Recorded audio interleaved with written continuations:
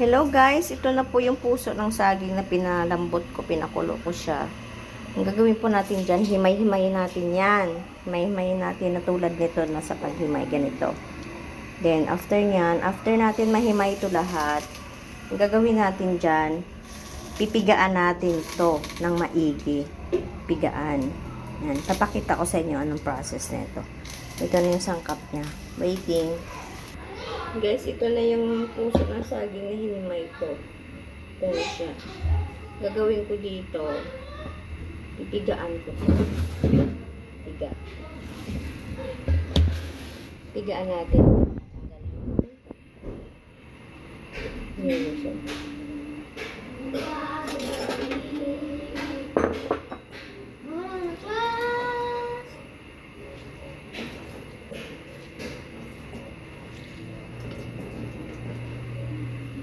Tapos, ito na siya. Pigaan lang siya.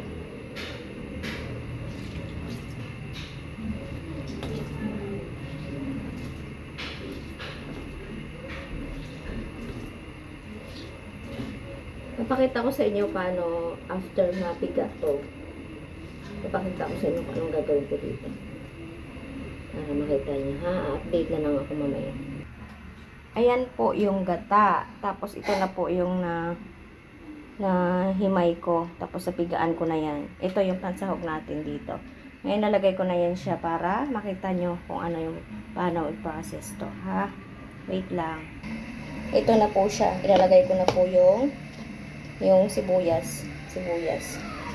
Yan. Sibuyas po. Kamayin ko na kasi malinis na yan. Sili. Ayan, sili. Tapos kamatis.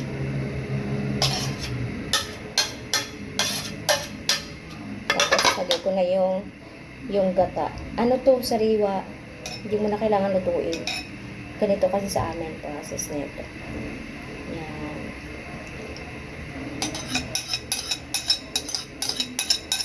Akin ninenta, umaya. Tapos, lagyan po ng asin. Titimplahan na siya. Asin. Asin. Tapos, optional. May option naman yung ako kasi betchin. Kaso wala akong nabiling betchin. Kaya, magic sarap kahit konti lang. Talagyan ko lang siya ng magic sarap na konti. Yan. Kasi betchin kasi yung ginagamit ko. After nyan, okay na. Pasensya na guys, meron kasi ako mga audience dito, may mga fans ako nanood sa akin. Ayan na. Ayan sila. Ayan.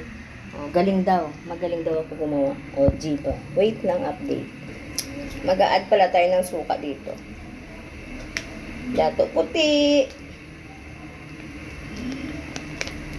Wala na pala akong suka kasi kaya ayan. Okay, update na lang muna. So guys, ito na yung insaladang puso ng saging ko.